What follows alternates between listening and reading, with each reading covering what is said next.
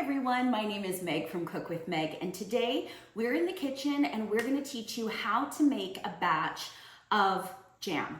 Homemade small batch jam, really simple. Now this one doesn't have Surdo, which is a thickening agent, so I like to call this more like a freezer jam, which means you can make it but you need to gobble it up within a week to 2 weeks.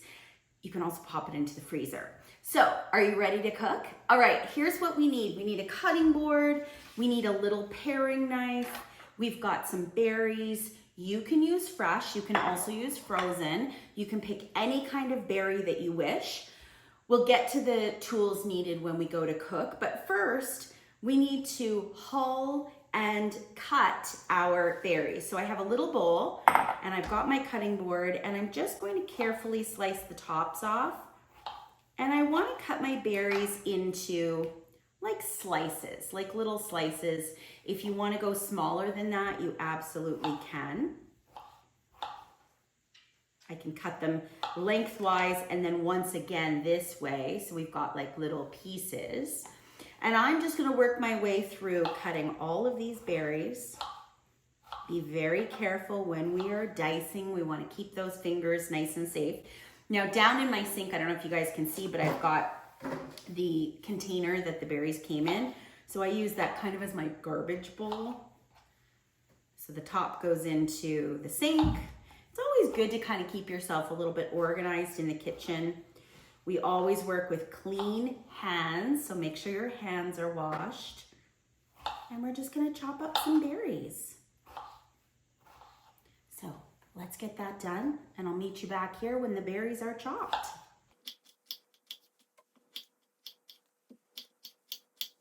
Okay, now that I have my berries chopped, let's pour them into this bigger bowl. They were washed, so you want to make sure you get your berries all nice and washed.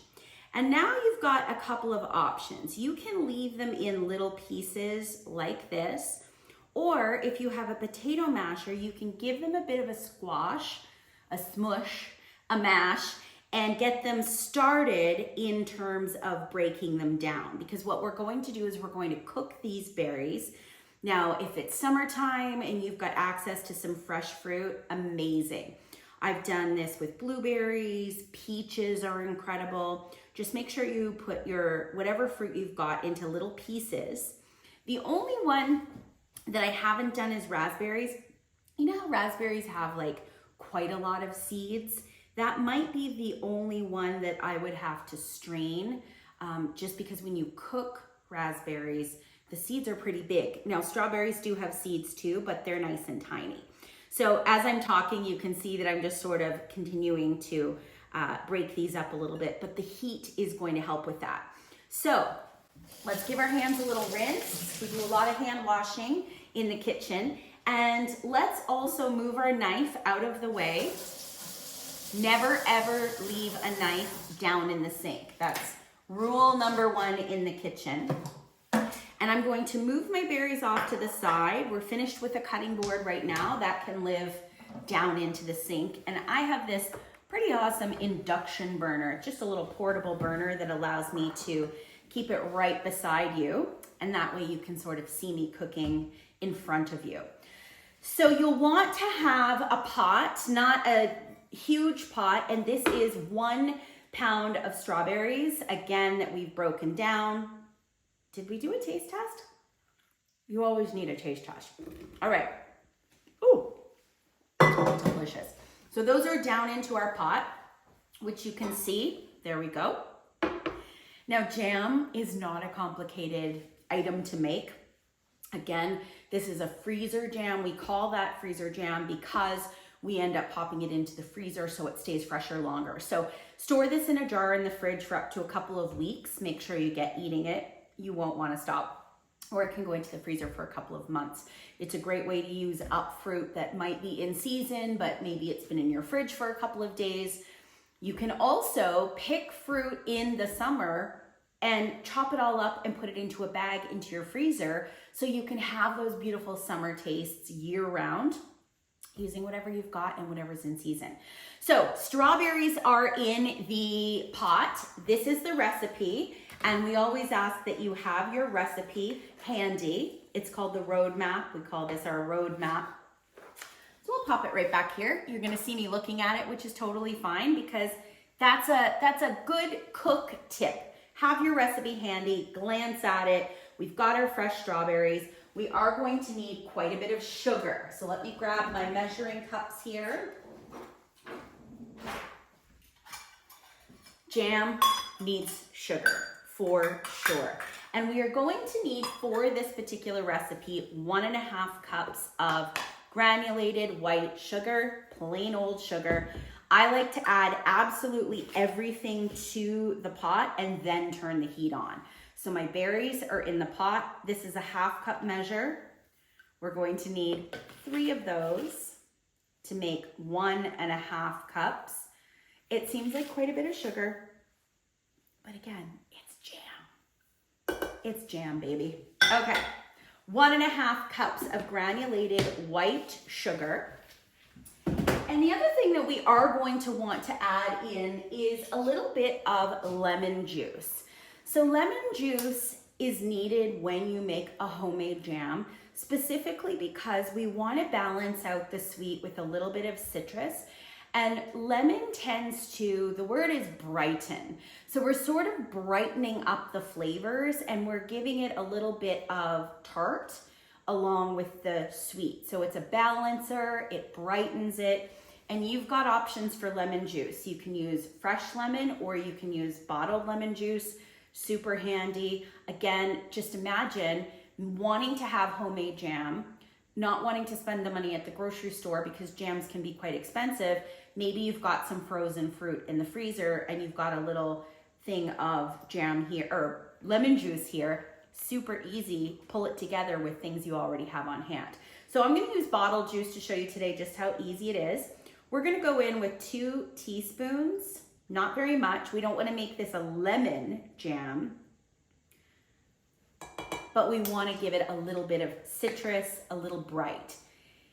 If you have a fresh lemon, sometimes we will add what's called lemon zest also into the jam. And actually, if you're making a blueberry jam, blueberry and lemon, beautiful together. So you could put a little bit of the zest.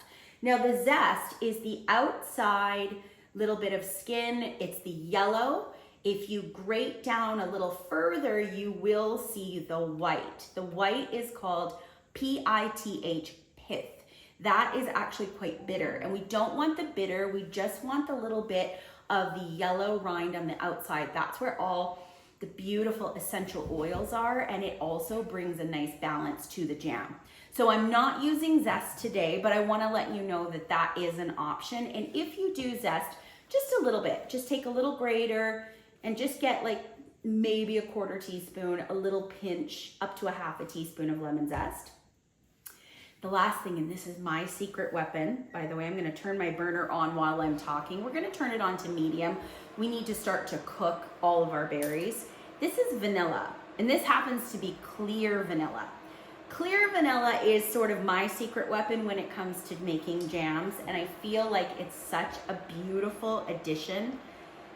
This one happens to be clear, which just means that it's not going to tint my jam a little darker in color, because you know how normal vanilla is brown, dark brown. So we're not going to have that happening, but it's going to give this unbelievable bakery shop smell. I mean, already unbelievable. We literally are cooking strawberries, sugar, a little lemon juice, and a little vanilla. Friends, that's it. That's all that's needed to make homemade jam. We're gonna turn our heat on to medium, almost to a medium high, because ultimately what we wanna do is we want that crystallized, granulated sugar to start to melt. It is crystal. With heat, it will melt. The melting of the sugar is not only very, very sweet, but it's going to help break down those berries. So the berries right now are solid. With the heat, they're gonna start to loosen and they're gonna start to become a little bit mushy. We want the mush. We're making jam after all. So let's get this in the pan. What we wanna do is we want to see that sugar start to melt. I'm going to actually move my camera really close, and I'm gonna set it up so you can see the process as the jam cooks. The jam is actually going to need to cook between 10 and 15 minutes. Now, if you had a thermometer, which not every house has one, we want this to reach a temperature of about 220 degrees Fahrenheit, but we want it to boil. Now, we don't want it to pop and sputter and boil to the point where we're feeling unsafe. So you'll see what's going to happen. You're gonna see it slightly bubbling. It's already turning pink and delicious. I'm gonna move this stuff out of the way. The next shot you see will be everything kind of down on the jam. You're going to see my hand stirring it, and then we'll come back together as a group when that jam is officially ready to put into a jar. We'll be back in just a sec. Okay, you can see that it's now starting to really boil. We're going to just continue to let that bubble and boil away until the berries start to break down. Now, as it starts to foam, you do want to keep your eye on it. We don't obviously want this to bubble up and over. So you can adjust your heat. You can turn your heat up and down as needed. It smells so good in here. I can't wait for you guys to make this. Again, it's thin right now, but what happens is the sugar also is going to help act as a thickening agent. So we're going to let it continue to bubble. We'll stir it every few minutes as the foam, excuse me, starts to rise up. You want to give it a moment. Adjust your heat. You can adjust it up and down just a slight bit, but we want to see those little bubbles happening. We want to see that sugar starting to caramelize. We want those berries to start to break down. But again, please have supervision in the kitchen. This is something that is extremely hot. We are dealing with boiling fruit, boiling sugar. There is not any water. We don't have any water in this pot. So it's extremely hot, and we just want to be really, really careful that we are using extreme caution. So again, nice gentle stirring of the berries, keeping your hand right on the handle. Don't want anything to slip off your stove. I use a silicone spoon if you've got a silicone spatula. A wooden spoon will work for sure, but you might risk tinting that spoon pink, which is never really a bad thing. So the big debate when you make jam is, do we want it to be chunky or smooth? And that really depends on how long you cook it for. So if I bring the spoon and show you now, we definitely have still chunks of berry, but you can see the color of the liquid is gorgeous and pink. It's already starting to break down. I like my jam with a little bit of chunky berry in it. There are two ways you can avoid that. You can certainly chop your strawberries at the very beginning, really chop them, like big time, little itty bitty pieces. But you can also use a potato masher. So I've got a potato masher on hand. And normally what I do is just take it off the heat in a few minutes, give everything a little bit of a mash, put it back on the heat. And we're gonna continue to cook this for another few minutes. And if you're looking at it thinking, wow, that looks really liquidy, you are right. It is going to remain very liquidy until it cools. And as it cools, it starts to thicken a bit just because the sugar acts as the natural thickener. And then when we get it into a jar or a bowl and into the fridge, it's really going to thicken up quite a bit. Room temperature helps it thicken. Putting it in the fridge will thicken. Okay, I've removed the jam, the berries, and the sugar from the heat for just a moment. I want to show you kind of what's going on underneath all this foamy sugar. You can see that the berries are still in pieces. It's definitely looking syrupy, which is great. But remember we talked about this potato masher? What I like to do is probably about halfway through the cooking, I like to take it off the heat. I've got it sitting just on a little protective mat to protect the counter. And I don't do this aggressively. I don't want anything to splash up. And this is plastic, which is also protecting the bottom of this pot. I don't want to scratch my pot, but I just sort of put it in and do a little shimmy, a little shimmy of the potato masher. And again, this is just all personal preference. This isn't really what you have to do. You can certainly use a potato masher if your berries are in a nice big metal bowl or a glass bowl before you start. You can mash your berries before you even begin. I kind of wait just because I'm always in a hurry to make the jam. So I just give them a little bit of a mash. And then what I'm going to do is I'm going to move my burner. In this case, you would be bringing it back to the stove. We're going to put it back on the stove and we'll turn our burner back on and we'll go back in and continue to let that cook.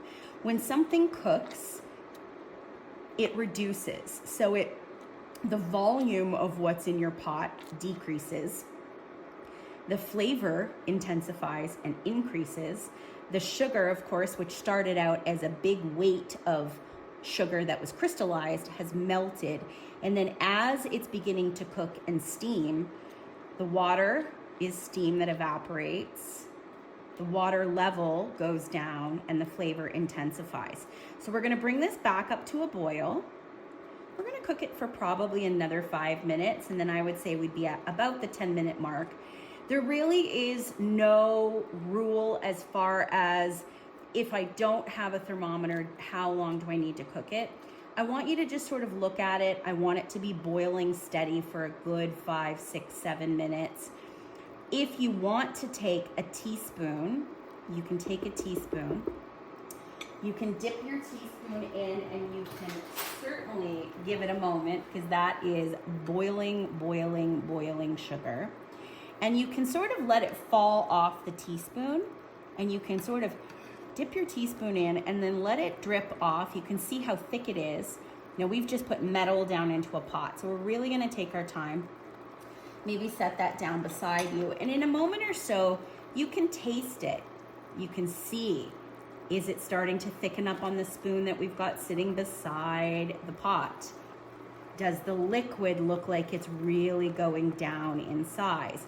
These are all ways that we can tell that our jam is ready to come off the stove. So whether you check to see your jam has reached 220 degrees Fahrenheit, or has it slightly reduced and it's thickened in appearance, we're stirring it every few minutes, you'll know your jam is finished. So what we're going to want to do to completely finish off the jam, we will take it off the heat and we need to get it poured into jam jars, but it is way too hot to handle right now. So my best advice, again, because we don't have to properly let the jars set up like as though we're doing pickling or canning, we're gonna let this cool a little bit in the pot before we go and pour it into jam jars. So I'll meet you back here. I'm gonna let this bubble away for another 2 minutes. Then I'm gonna take it off the heat. We're gonna let it cool for a few minutes and then we are going to put it into jars. Hi friends, we are back. We have this gorgeous, very liquidy strawberry vanilla jam that has been sitting in the pot, not for very long. You can still see the steam is rising.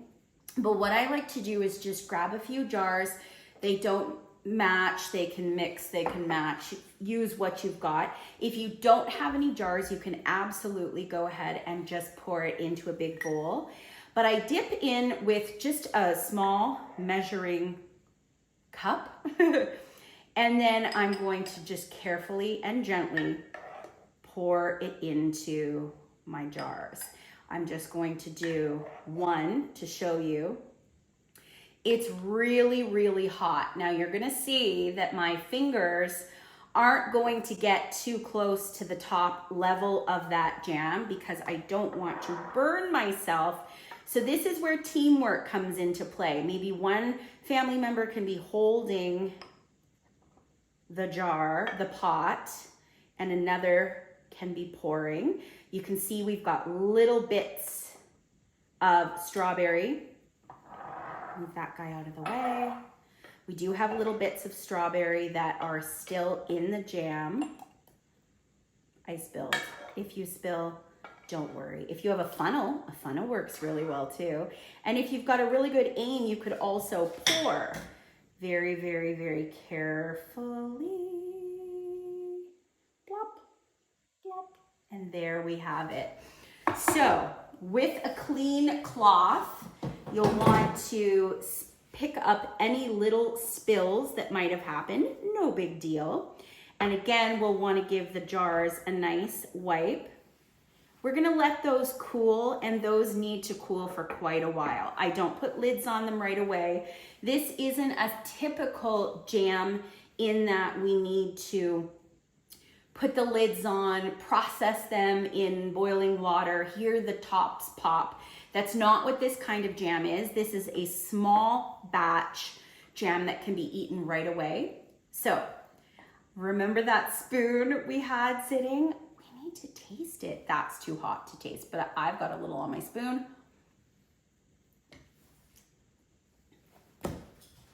Friends, that is heavenly.